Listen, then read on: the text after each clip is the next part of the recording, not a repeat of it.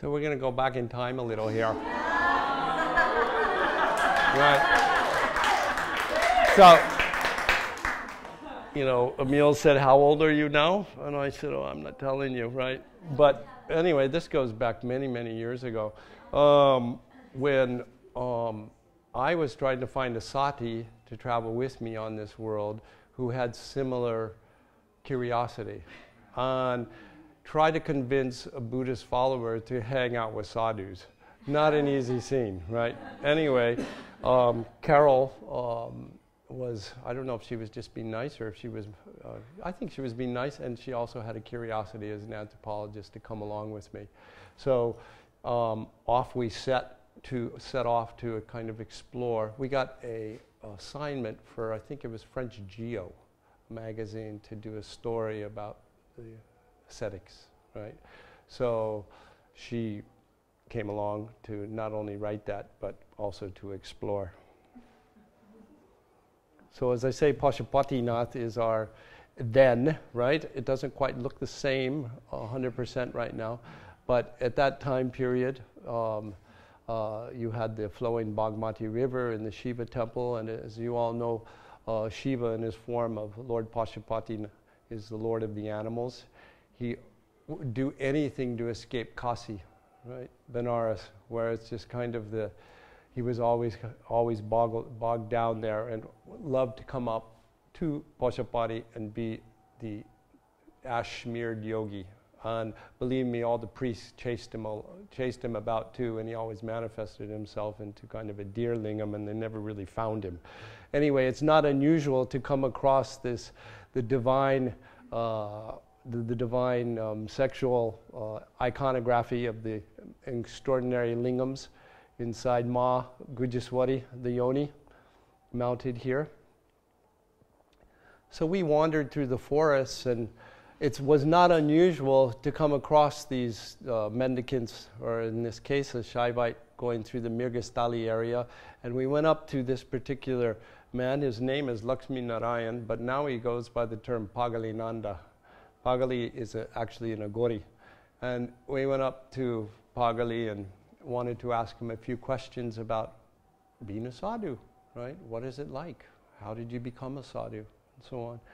And he turned to me and he growled, right, in his very Agori manner, and said, oh, the two of you were sadhus and sadhunis in your last life. What are you asking? You just have to get on with your sadhanas. So we wandered about, and at that time it was during Shivaratri. So Shivaratri, the night when Shiva comes, so there was many, many Babas in Pashupatinath. It's really a mecca of sadhus. We have the sadhus who complete devotion to their deity, right, and worshiping through satyam, truth, and through auspiciousness, shivam, and through complete adoration, and sundaram, through beauty.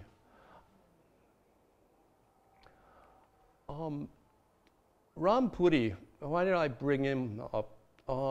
He was an inspiration to me, teaching me more and more about Babas. He wrote an amazing book that I recommend you all to read called Autobiography of a Blue-Eyed Yogi. And he left for India in 1970 and lived in Hardwar on the banks of the Ganga, and with his guru Haripuri. And he actually put together his ashram, Haripuri, in 1984 after his guru passed away. But Rampuri actually asked me to photograph the book cover, right? So I had the privilege to go down to Ujjain, and he was within the inner council and living with the peer at that time.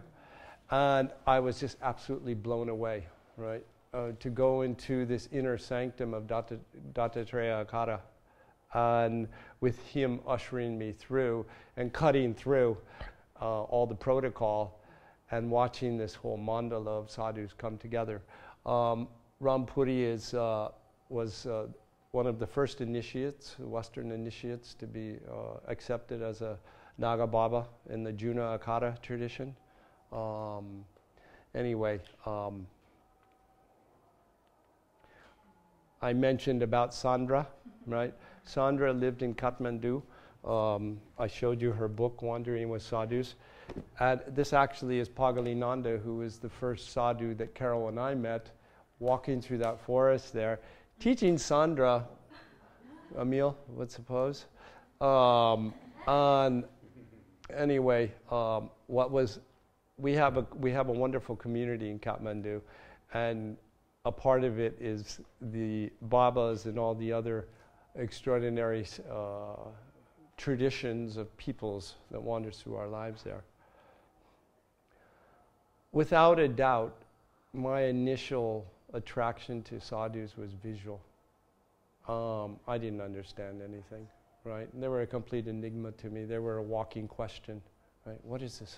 Who are these people? What are they doing covering their bodies in ash, these dreadlocks, and smoking ganja, and doing these extraordinary bhajans, and what's the difference between Vaishnavas and Shaivites, and so on. So, as I say, I worked with the visuals, and through the visuals, started to ask the questions. I mean, I think the two of us, or camera people, can agree that a camera puts you in positions where a lot of us don't go, right?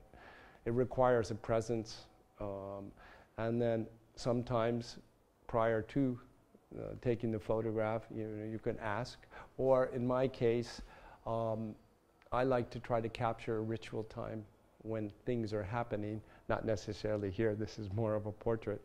So you become more invisible, and that's what I prefer, working as a cameraman, and then going in and then asking the questions, right, when it's a different time of day and they're ready to field questions. You know, these Babas, they have these, this is called the Marigold Baba. He's kind of a permanent in Pashupati, hangs out at the same tree, right? Does the same tilaka every day, right? Has to get his marigold up there. And so it's just, again, it's like these Babas have their own way of representing themselves to their God. And in this case, Vishnu. This is Vishnu or Vaishnava tilaka. Right, the Vaishnava tilaka is vertical, with Lakshmi as the red in the center. It's like, and the lotus flower at the top of the nose. So as we go through the slideshow, you're going to easily see all the vertical tilakas are Vaishnavas, right? And the Shaivite tilakas are horizontal, and they vary and differ in color. So the Nagas totally remind us of the naked self. Walking around naked with ash to remind us eventually of where we're going to all head to. Pashupatinath said is the Mecca for sadhus, for temple worship, but it is on the banks of the Bagmati that most of the last rites are performed of Shraddha, the cremations. Again, the dreadlocks, there's many stories about the matted hair as symbolism of the confusion and chaos. The Shaivites or the Agoris trying to kind of say, hey, listen, I'm breaking out of conventionality completely, right? I'm going to question everything. So the dreadlocks being a symbol of that, or is it, some say, oh, it's where the Ganga washed down through my dreadlocks.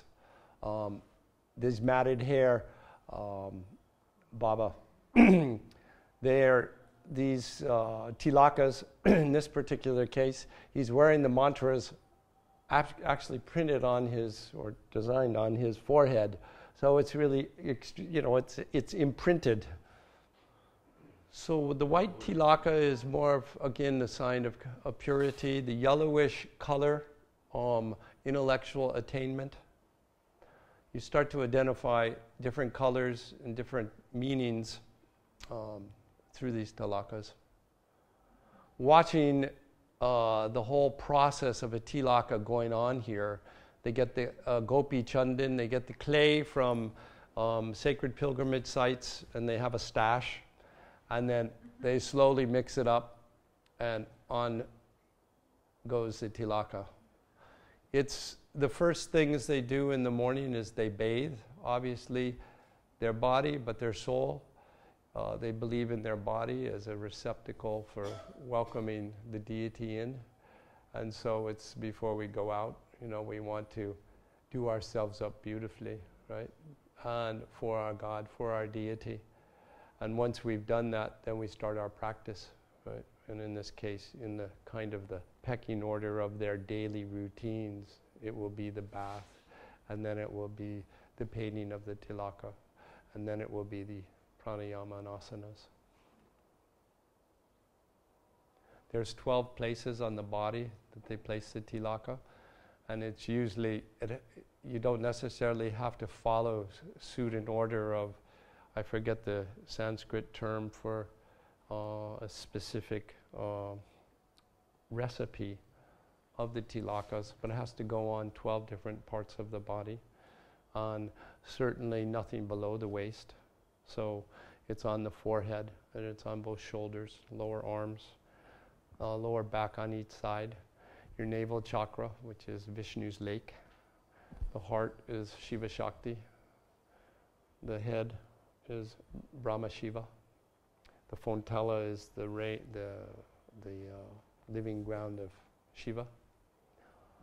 So they have a very strict understanding of the various different points to place the tilaka, but it's 100% their own design and how they want to please their own deity, because as we know, this whole kind of mandala is devotion for their deity. The conch shell, it's the Vaishnavas that use the conch shell. It's the Shaivites that use the nagfani, right? So you've seen sadhus probably using the snake horn or the cobra horn. You'll never see a Vaishnava blowing a nagfani. You always see them blowing the conch shell, calling forth, right?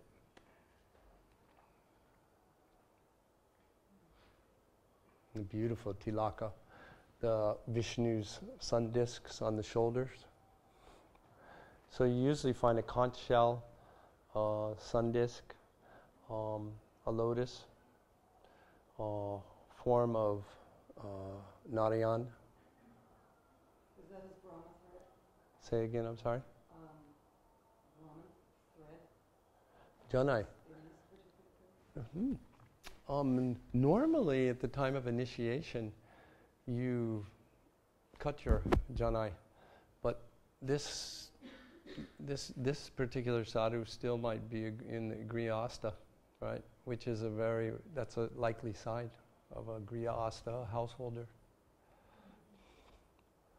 So they actually become their tilaka, right? They become their actual God. And that's the whole kind of goal, right? Yes, this is dear Hanuman. So as you put your tilakas on, you really take that deity. You want to merge with this deity and become it. So during Shivaratri at Pachapati, you see such Shaivite Duniwala is trident. I'm just going to take you through a couple of different kinds of sadhus here.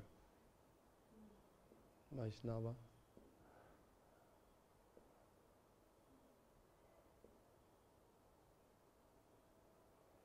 Red, symbolic of Lakshmi, but also health, vigor, strength, right? Again, white being purity. I have a Shiva chart here.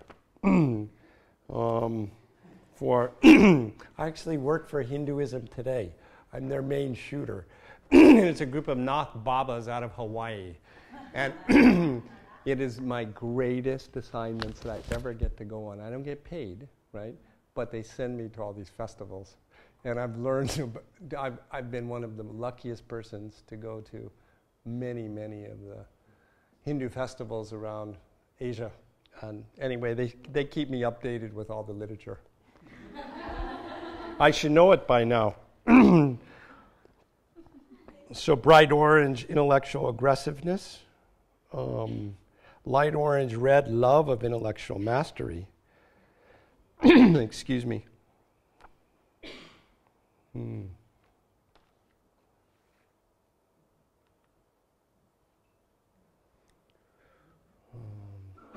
These are Shaktas. He's carrying a, female, as in bhakti. Worshipper of Kali Ma. I wanted to show Clive this. It reminded me of Clive. Totally luminous.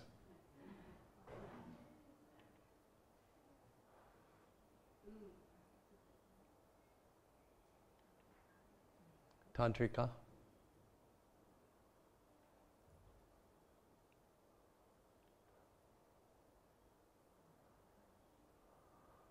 So through visualizations, it's putting these colors on, they have this alchemical kind of reaction of purification and have, according to some of these Babas, extraordinary dream world. You can say, hey Thomas, how did you take that photo? That was a lucky double exposure. You can, in the days of film, we could do that. The real search for the sadhu again is to attain complete one, unity with his deity, and they employ different means. In this particular case, he's reciting or doing the japas, his mala, and reciting his deity's name.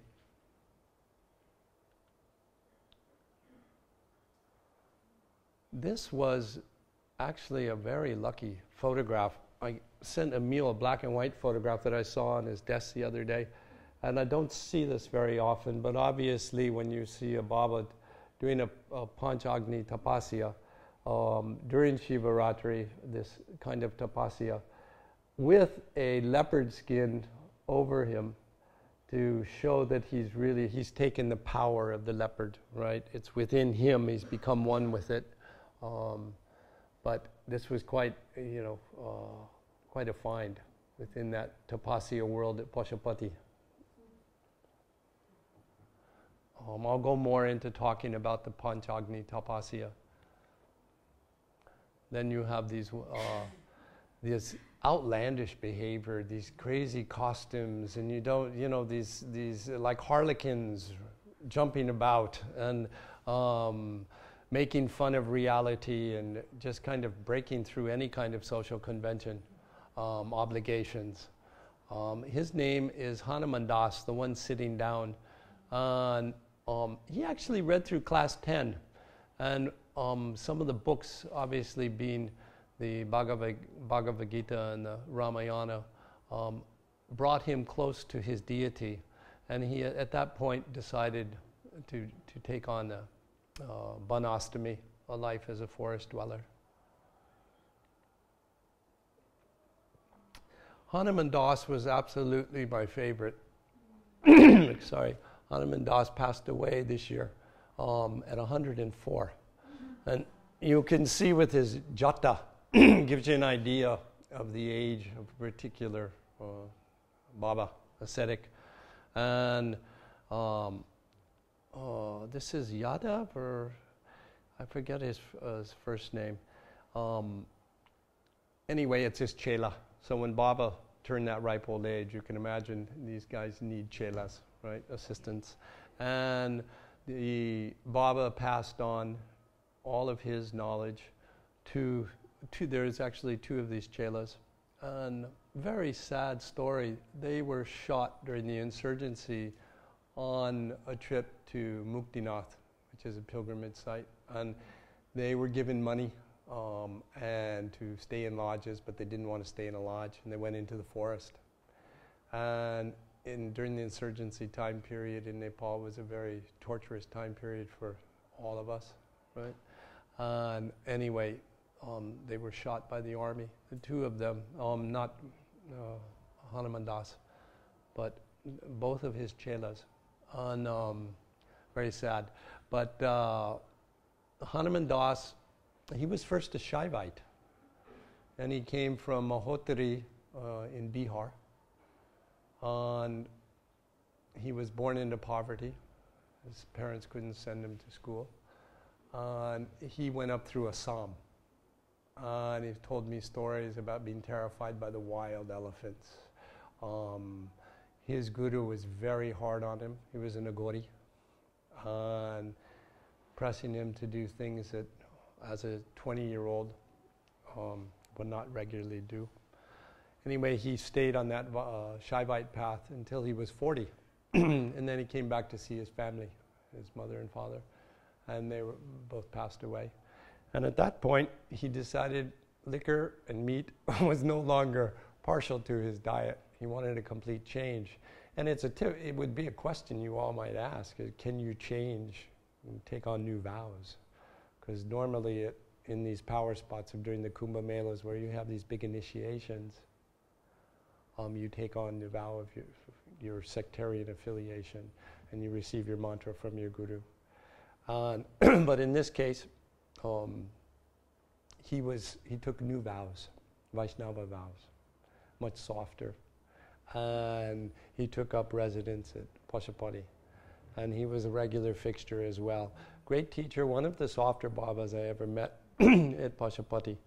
Could sit with, and great Shakti. You know, you can sit in front of these Babas and gaze at them and receive the deity that they're channeling.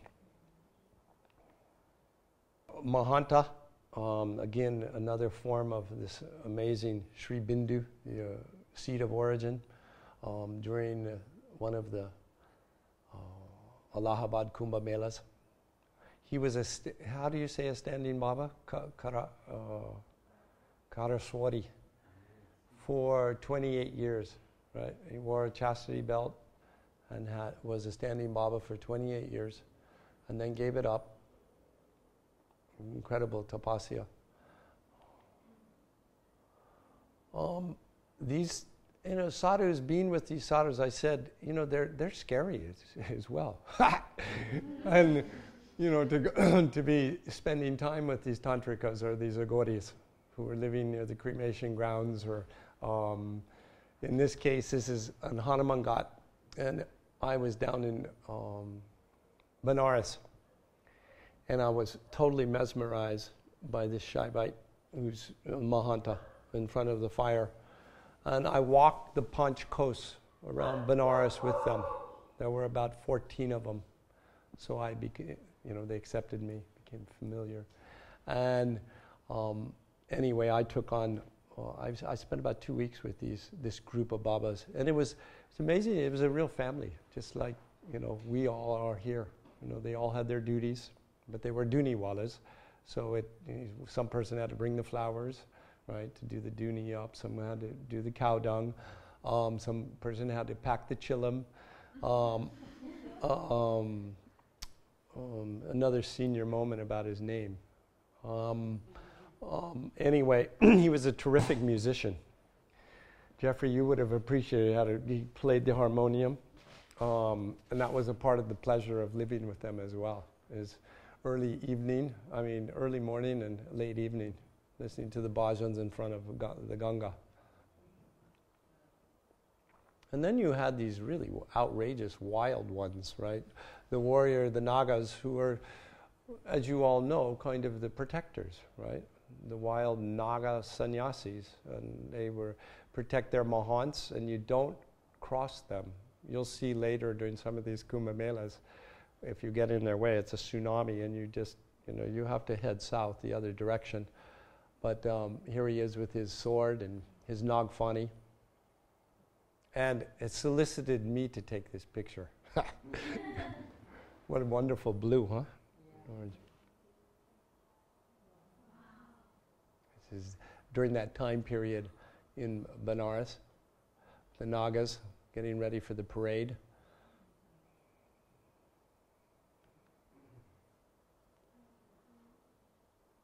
So the time period when these Babas come together, I mentioned, is a ritual time. And so absolutely my favorite time was Shivaratri at Pashupati. I didn't have to travel to India, not that I don't love India, but Pashupati was my back door. I speak Nepali fluently. I can listen, I can ask questions. And my first time there, well, Shivaratri is happening, I think, on the 20th of February, but it's in the waning moon. And my initial teacher at Pashupati, or within this sadhu mandala, was Pagalinanda Gori Baba. And you saw him in the forest, who Carol and I met. I didn't know too much about him. And he lived in front of the cremation grounds. And his ash didn't necessarily come from that Duniwala. He would go out and collect the ash after the cremation and place it on his body. And I would sit with him, and he didn't necessarily ignore me. There weren't too many days when he wasn't intoxicated. And he would, when he got totally blown out, right, he would call Shiva. He had a phone on his trident. And he would call Shiva up. Say, hey, Shiva, I have a guest here. Yoda Pauna Ayakota. I have a guest here who wants to talk to you. So he'd hand me the receiver, right? He'd say, now ask Shiva questions, right? Pagalinanda did the tapasya penis yoga, right? And I would always ask him, listen, can I photograph that? And he said, well, if I can photograph you doing it too. Pagalinanda had this wonderful dance. We had a great relationship. I had that Royal Enfield for many years. I would take him home, right? To where were you living there during that time period? But it was quite, he would do his routines, but he was an asana master. So I'm a terrible asana practitioner. I'm going to get better. But he taught me some of my first moves.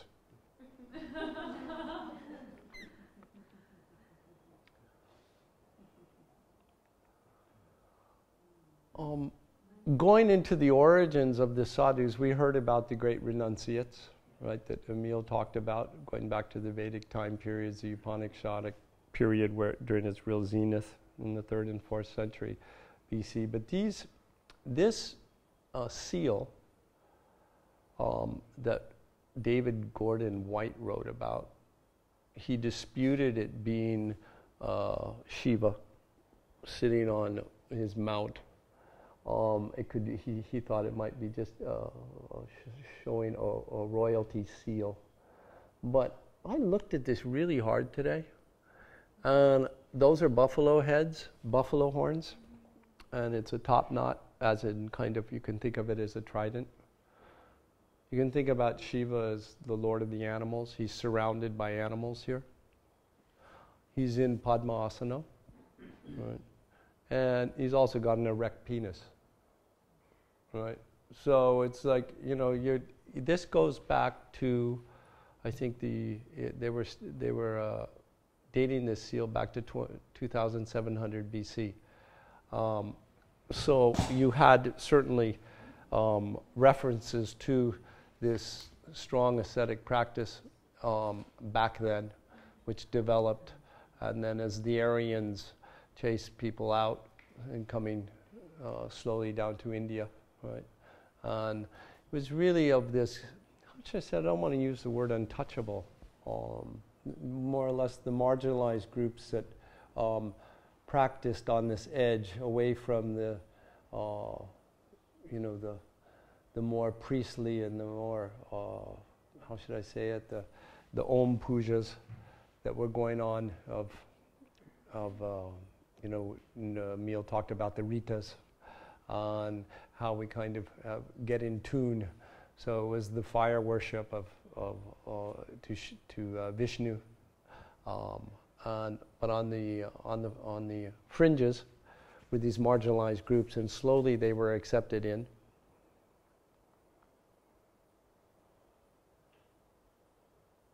So back to Pagalinanda, the cremation ghats there to the left of Pashupati, down in the foreground, and Pagali lived in front there.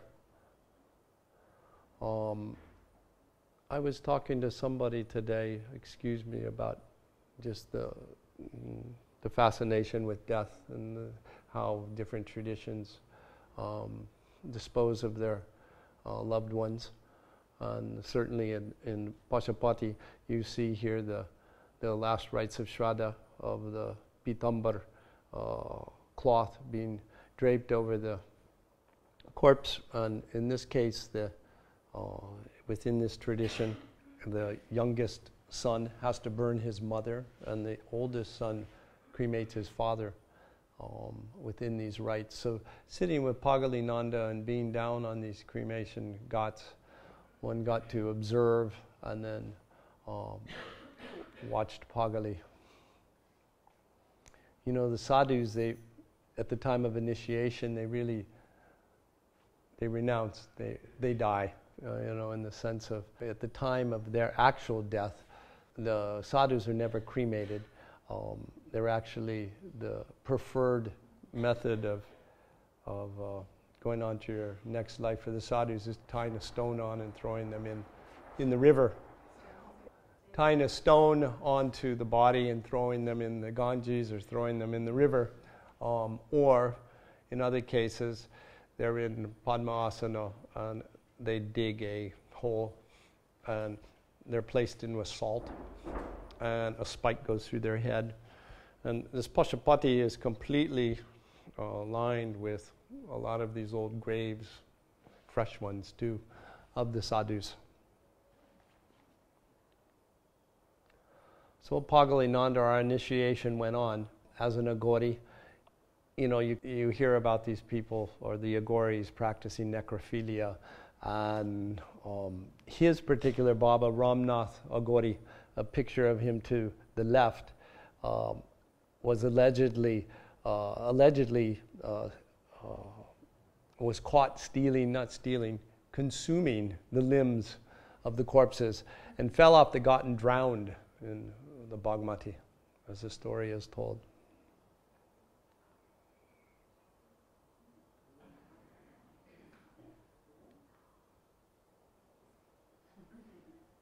So everyone is conquered by the body, but the yogis conquer the body. Hence, how can the fruit of karma, such as pleasure and pain, affect them? So here's Pagali Nanda doing his thing.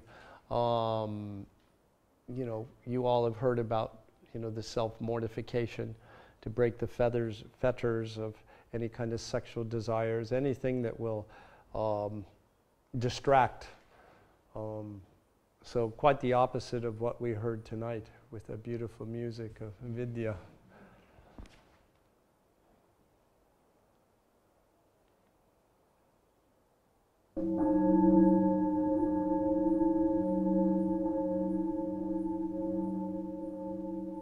So it's the dawn of Shivaratri, when all the pilgrims come from the Hindu world, and it's believed that if you worship Lord Shiva the night of with margosa leaves and fast through the night, you will gain his wishes.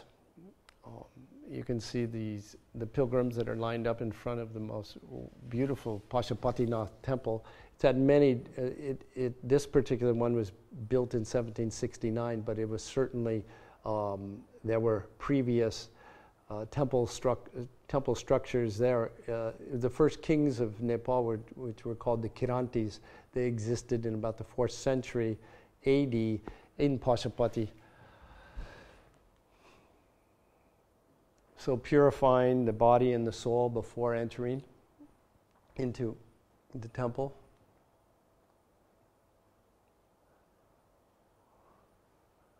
The Surya Namaskar, or Surya to the sun offerings.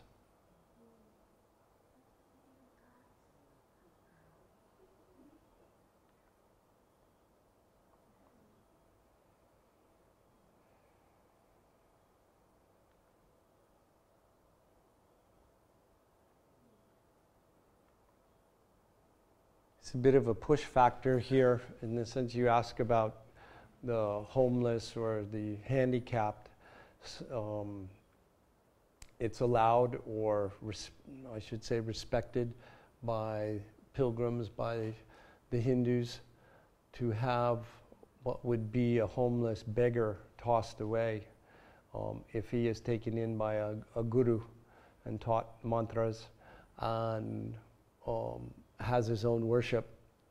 It takes him or lifts him up a little bit, a different level in the whole kind of caste structure of acceptance. So this is a means of getting by.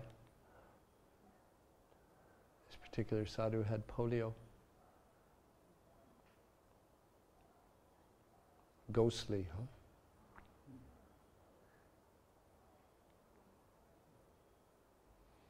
So within the very strict Hindu time period, the sannyasi world was meant for the Brahmins, but there's a breakthrough. You know, you had to go through that structure that we spoke about before, being the student in the grihastha, and then going off to be the forest dweller, right, or an isolated period. It's accepted for the unfortunates. In this case, these two boys were orphans. They lost their mother in a car accident. And I talked to their father. He couldn't take them on. He couldn't be with them. He couldn't afford to send them to school. So he dedicated them into the Vaishnava world with a very good friend of Hanuman Das.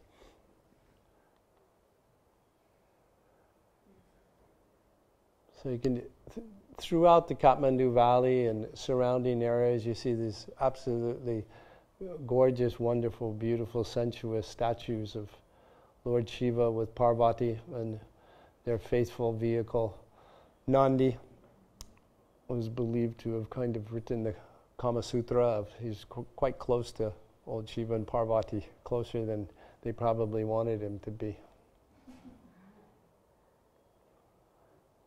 This is a line of Shiva lingams inside Ma Gujaswari yonis that goes, there's probably about 40 or 50 of them lined on the banks of the Pashupati. Absolutely beautiful.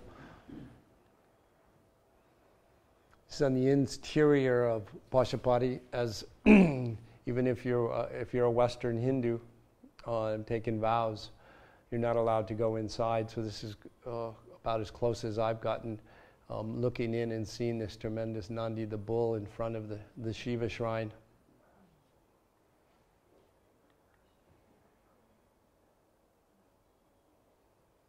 This is up in Kirantiswari, above Pashupati. Pervading all nature, Shiva blesses all. To them who adore him, he is the golden stem of the lotus of the heart deep within.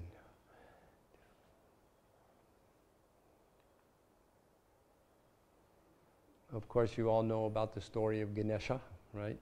Being Shiva and Parvati's son, is Parvati bathing one day and dirt falls from her body at her sacred cave bath, and up pops her son unannounced to Shiva. And Shiva comes back as kind of the happy yogi mendicant, and this young boy is blocking his way, right? And cuts him down, takes his head off. And Parvati in despair. So he runs off sends his people, or he goes off and cuts off the first head, and it happens to be Ganesha. So hence we have, huh? It happens to be an elephant, and then he puts the elephant head on Right, Ganesha. And he will be the bearer of the Thank you.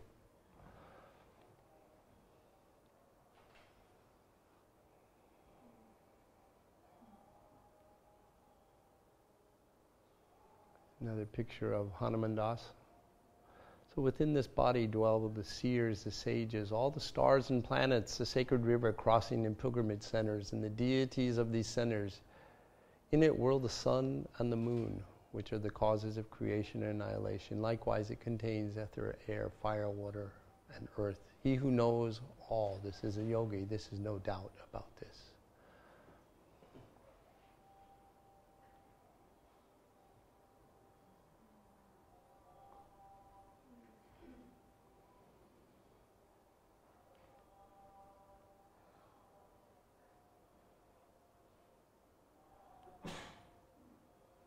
This is one of the chelas that I told you all about. So the first thing in the morning, even though you've had these tilakas and slept with them, the first thing you do in the morning is do your purification bath. So you start over. It's just, you start a new day, you start a new tilaka.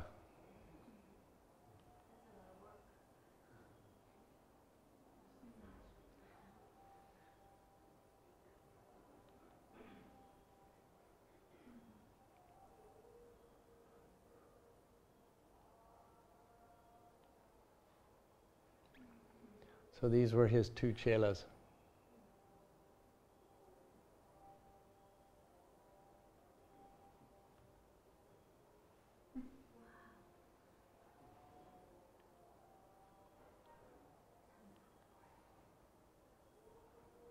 The mind veracity, the mind verity is the world samsara. One should purify it strenuously. One assumes the form of that which is in one's mind.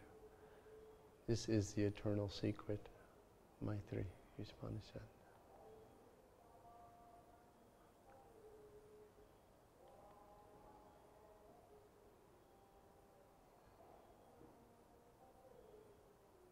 On the forearm, you saw the symbolic of Lakshmi in the center, and again Lakshmi here, goddess of wealth, fertility, happiness, good fortune.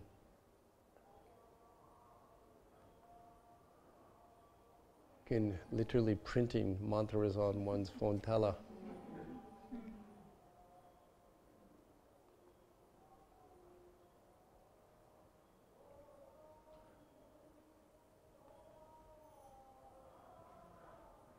They are both Griya Astas, and now that you pointed out the Janai, I know these two, and they're brothers. I'm a twin, and I sent this picture to my twin, Ram, and there's Ram and Lakshman here, right? But they come out, and I see them often at Pashupati, and they do their baths, and they spend their time in the sun. They're near the Duni, even though they're Vaishnavas.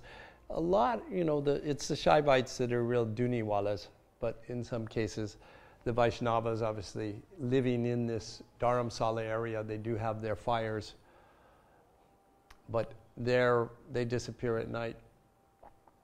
I was told they have a house in West Nepal, but that doesn't mean, they're on their path.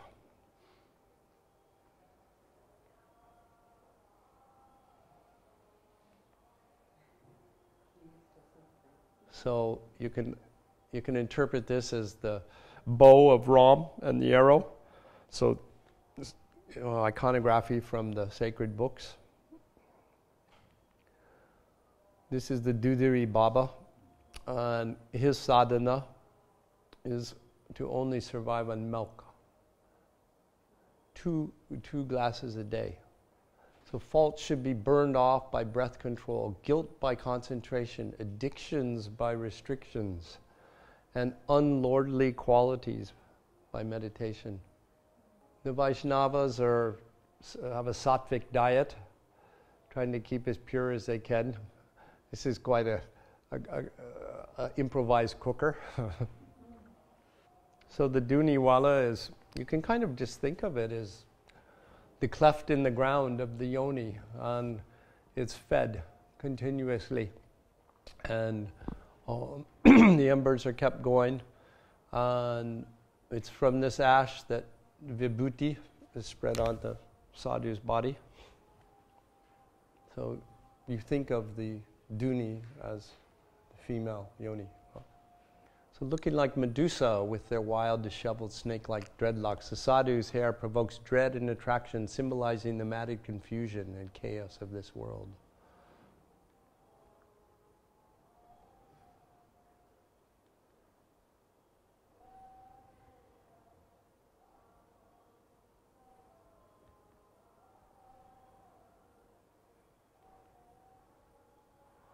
Oh yes, the Rudraksha Baba. He comes every Shivaratri, and you all know about the Rudraksha. I mean, the Shaivites wear the Rudraksha, On the Vaishnavas wear the Tulsi Mala. And so the Rudraksha, you can think of a Rudra, the forerunner of Shiva. And the Aksha means teardrop.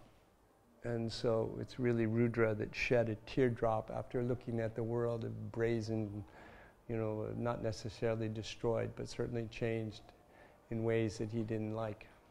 So he shed his tear. And anyway, this is the Rudraksha comes in different mukis, different faces. And the most familiar one is the Panchmukhi. And the more extreme you go, the more powerful it might be, they reckon. But you'll always see the Shaivites with the Rudraksha put around the trident or hanging, and then obviously around their body. A couple of Baba. This was also the same guy, a Gauri Baba, drinking from his skull cup to remind us of the notion of mortality. His hand on the deer antlers.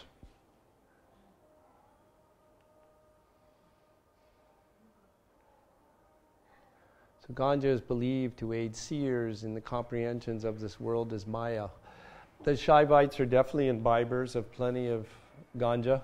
And, as you're sitting around, it's much for social interaction with the other Babas, right? But it sublimates, or how should I say, cuts down on cravings, and certainly marries themselves with their dialogue with their deity.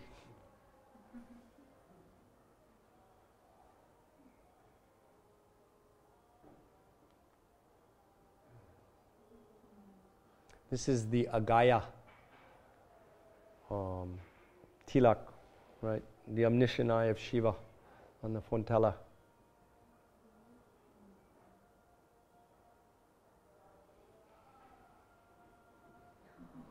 The wind-girt sages have donned the tawny dust. Along the wind's course they glide when the gods have penetrated them. So these were the characters that I spent my time with on Hanuman Ghat in Banaras. And so they would occasionally go off to the bazaar.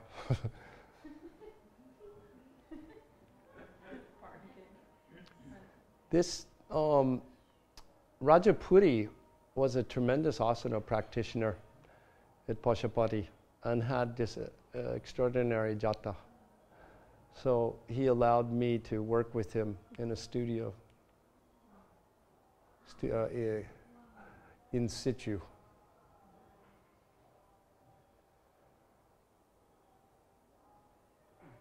I sold a triptych of this guy to a beauty salon in Santa Fe, New Mexico.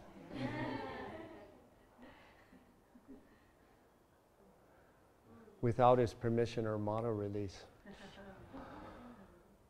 So the body always wears away like an unbaked clay pot placed in water. Therefore, one should cultivate bodily fitness by tempering it with the fire of yoga.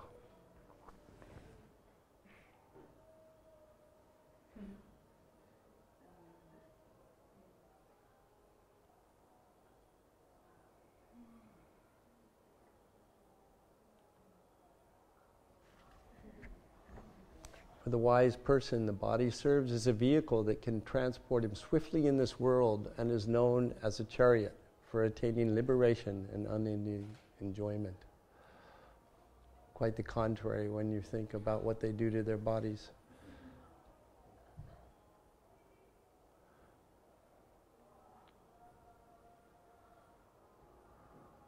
This Baba's, he's approaching 96. Nindra Âsana.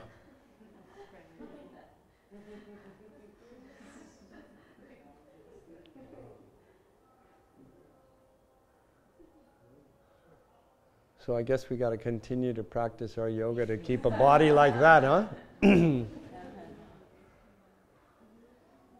they practice asana every day? Yeah, many of them up at Pashupati in this dharamsala. They have their routine. Like I said, they bathe and then they do their practice. So he's doing his japas, and They can be 1,000 beads, or they can be 108. And they simply recite their guru's name or their mantra that they received.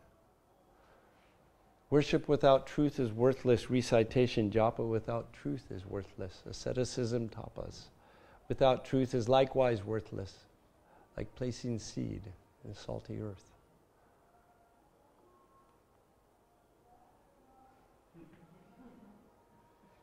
So wandering through Pashupatinath, you come across the elderly ex-Griya Astas. Thank you very much for pointing out that, Janai. It's very clear to me now. Many of them having matriculated through school and literate.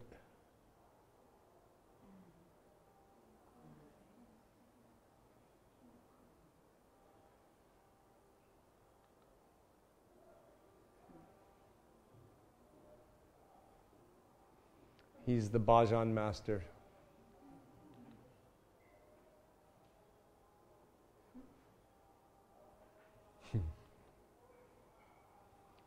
So the pancha tapasya, normally they start with five cakes or 5 piles, and slowly as they progress in their practice, it increases until it completely surrounds them. But they have to leave an entrance for their deity to walk in and out, or to come in and out. You can see the contrast with the Baba in the back. And the real adepts, they literally become one with the fire, right? They're reciting their japas and mantras. And you can see these particular tapasya practices happening in the hottest parts of India. And it goes on, I think, until they can master this full circle. But in speaking to some of them, easily it's done in temperatures of 105 Fahrenheit and plus for 4 to 5 hours.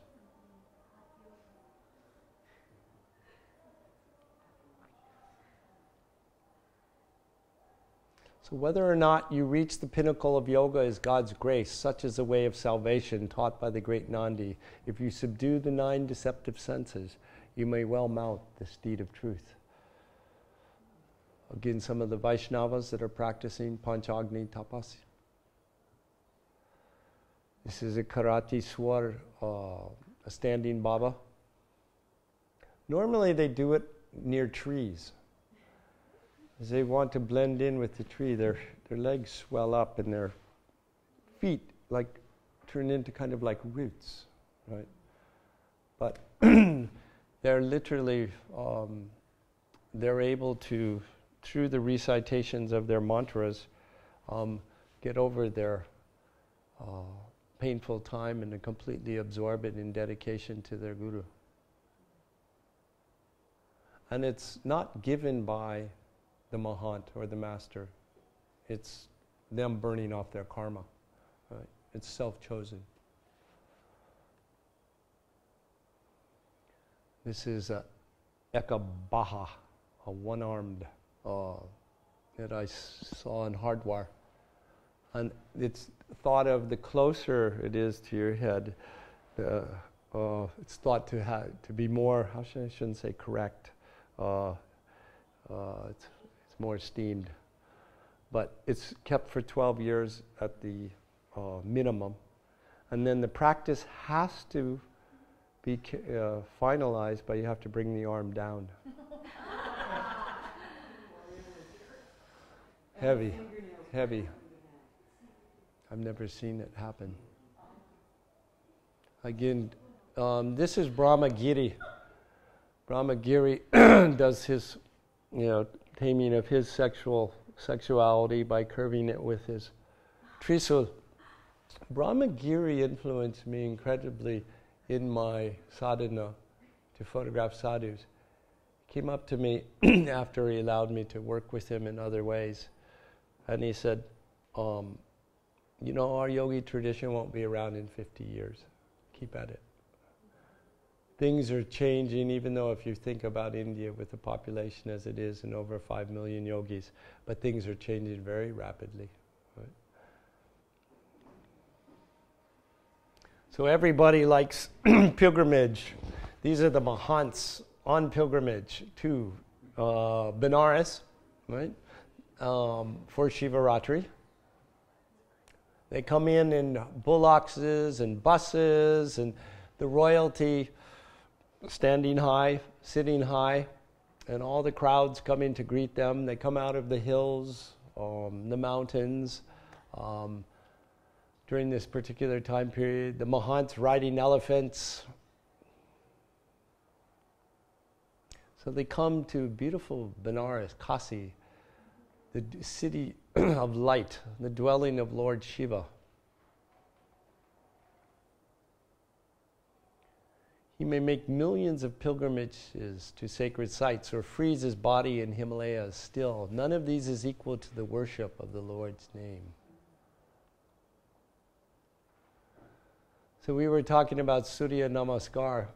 Shiva is the sea of prana, everything emanating mysteriously from all. But the first thing they do is, in the old practices, the Vedic times, they do the sun worship. And I've actually tried to do sun yoga practice. You kind of squint your eyes and you you start at a very early time period in the day, and you absorb the rays, and it's supposed to energize you completely. And you know the whole myth about it's burning your retinas out and so on, but the whole sun goes kind of dark. And we've had these sun yogis come through Kathmandu and are teaching these practices. But here in Benares, you know, the early Surya Namaskars traveling on the first rays of the sun and ascending. This was their whole practice early on. They don't eat any food. They just live off the sun. Live off the sun. Sun eaters. The first rays of bringing forth the bath, the purification baths of body and soul again, and then the ashing. So it's kind of repetitive, but just particular images in different places.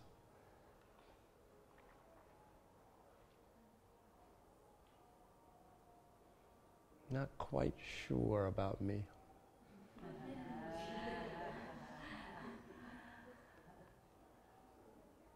Marigold Baba again.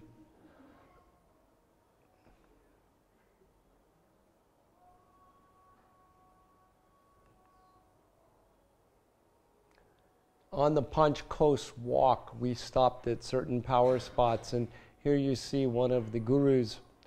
It is necessary to do your omkars, and it's a meeting of your guru's eyes. So, what is your binding mudra? So you look up and then you bind your guru to you. So you lift your thumb up and then bind him to you, staring directly into him. It's done right after Arti, and then the first thing in the morning. These are, help me, Sangams. And they all look like Sikhs to me, and I first thought that they were all storytellers. But in researching today and some of my notes, they were the defectors, early defectors from the Shaivite clan, and would go about during the Shivaratri or the Kumbh Melas, and they were great singers. Do you know about them, Vidya? No?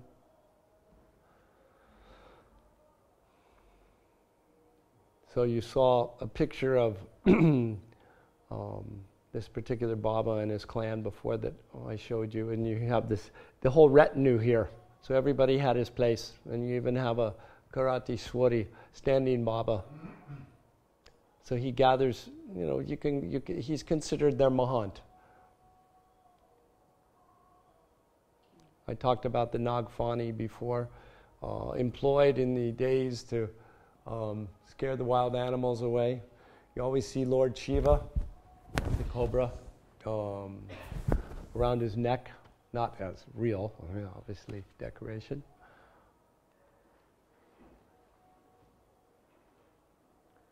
The only time that I was harassed while I was working on this project on tilakas was here. The sadhu left of the trident followed me around and grabbed me from the back and threw me down, smashed my cameras, and said, "You have to stay here, and you're going to be put in front of a tribunal, and we are considering you a jasu." Jasu means a spy, right? So this was the tribunal, and so they asked me questions about what I was doing and tested my very superficial knowledge about tilakas, and I proved myself enough where they let me go without my cameras. Did they speak Hindi with you? Yeah, Hindi, and then I would speak a very horrible Nepalese Hindi.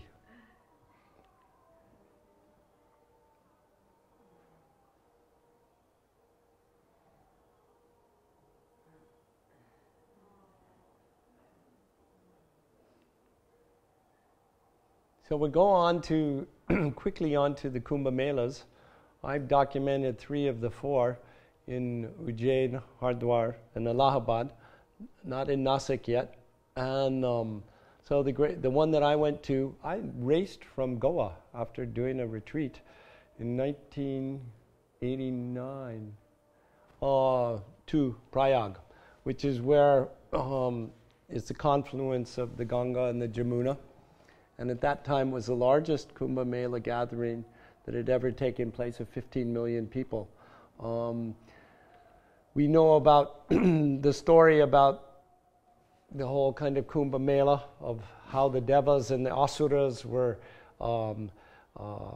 stirring up the ocean in search of the Amrit, the elixir of life. And the Asuras grabbed it, and the Devas were, "Oh no, if they grab this, we're going to lose our power. They'll be able to control us."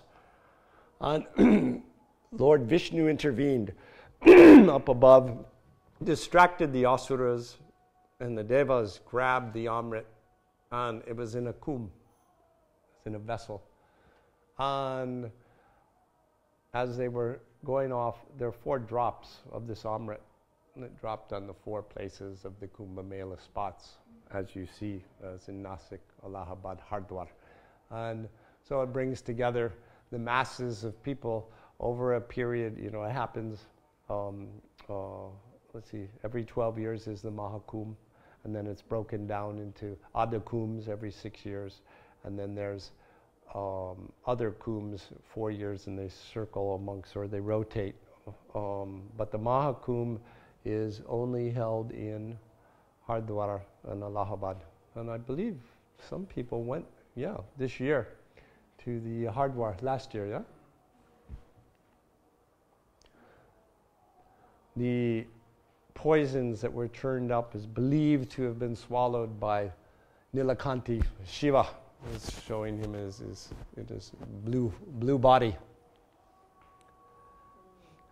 The Kumbh Mela is absolutely an extraordinary time, as I think you can testify, and it's really the time when there's a unification of the Hindu world. It's a time when all the Mahants come together. Obviously thousands and thousands of sadhus, sadhus coming from different akhadas, different dasyamanis, these 10 different castes within an akhada, and they have a big powwow. So they talk about the smriti, the codes, the rules, and try to readjust. You can imagine trying to kind of work with this with all of these people about, but it's multifunctioning. Obviously, you go for your own pilgrimage, for your own purification bath, but at the same time, it's because it brings together so many different saints at one time. There's a great dialogue to talk about. Very important Hindu topics.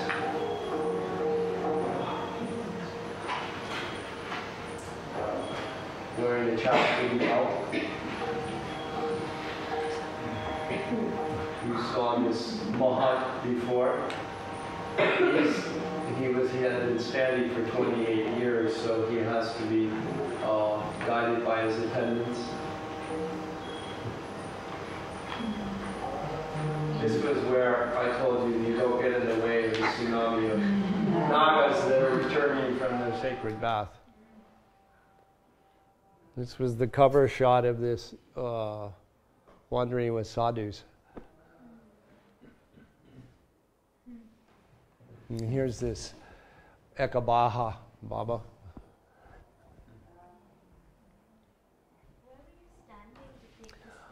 I had to flee with my life. I came from Goa, I got off the train, the baths were taking place and ran as fast as I could down, and I hit this tsunami of Nagas coming back, and I looked where the police were and where the media was, and they had the platforms. So without asking, one who hesitates is lost or crushed, right? So up you went.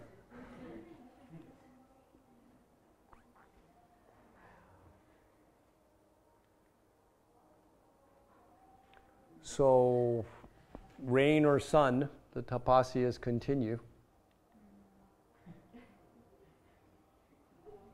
Another kum in 2001. And this was another kum in Ujjain on the Sipra.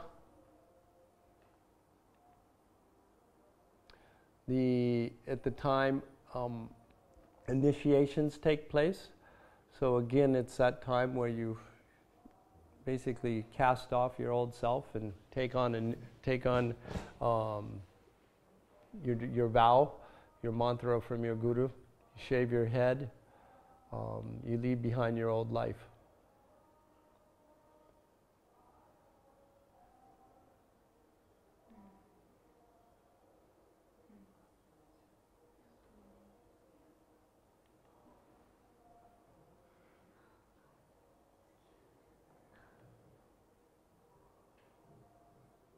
The vibhuti.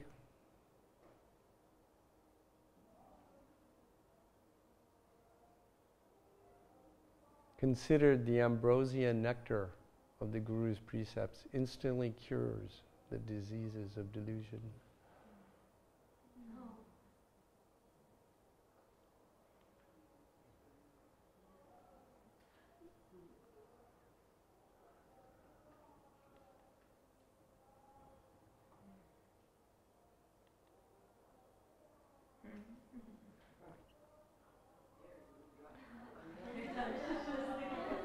The Nagas from Juna Akara and Naranjani Akara are the first to bathe always, and there have been arguments.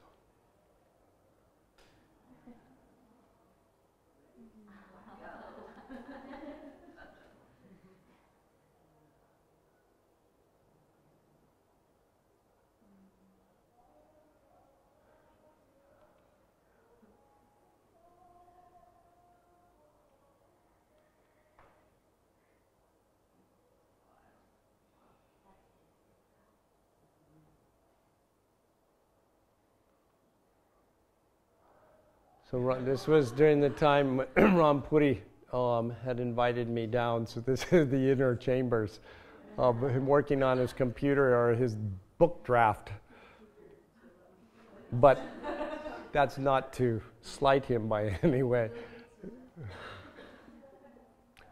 One of a few privileges I had during that time was to be introduced to Sri Mahanta Mirapuri, and she was doing initiation ceremonies, and she said, to my sisters I say, do not give importance to the idea that a woman is weak. Go with self-confidence in life, then no one can discourage you. She was on the inner akara and was very instrumental in making decisions.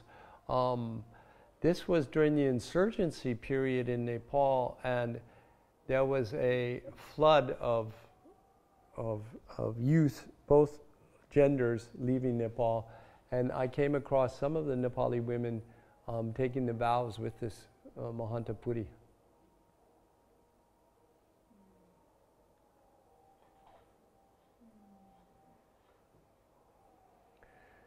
probably ex-Griya Astas.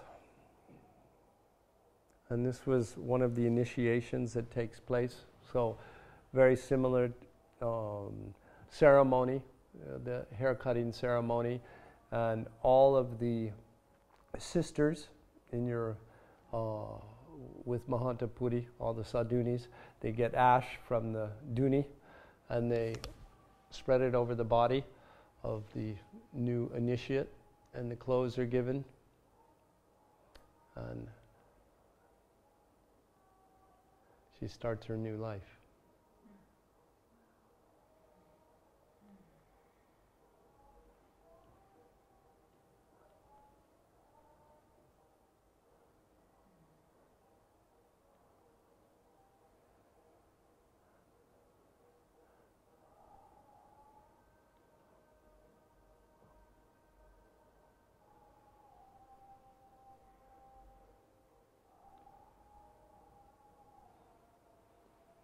So my experience is that everything is bliss, but the desire for bliss creates pain.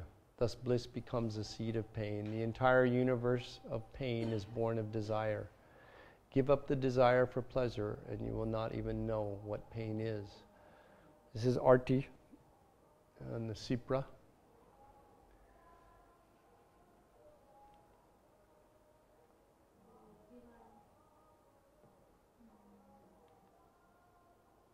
Hardwar Kum.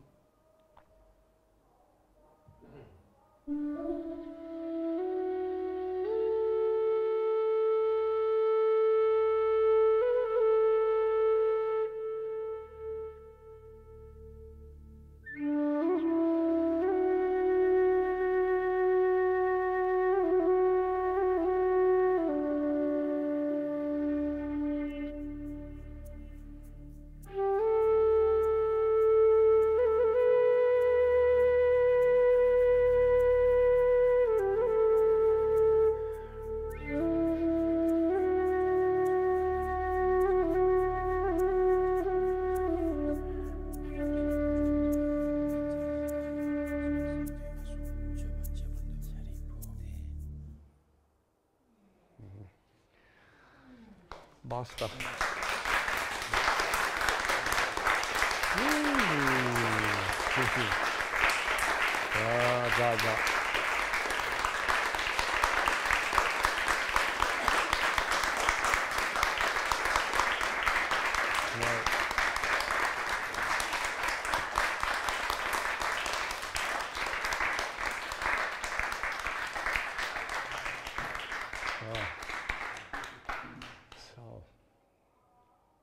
Thank you.